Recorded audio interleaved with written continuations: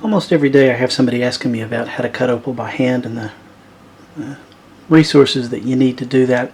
Grace and I put together a video series teaching you exactly how to do that, and I've also thrown together a couple of kits for anybody who's time poor and doesn't have the time to collect all the different pieces. There's a lot that goes into it, and you have to source them from a lot of different places, so it might just be easier to get a little kit and do a bit of experimenting. It comes with a candle and a piece of leather. It comes with sandpaper from 80, 100, 180, 240, 360, 400, 600, 800, and 1000. This is just dry for the 1000. It also comes with a piece of treated Andamuka matrix opal. It would be one in every bag. Comes with a bag of Lightning Ridge Beginners grade 8 opal. We've also thrown a single piece of grade 3 Lightning Ridge rough for a last cut as the nicest stone in the pack.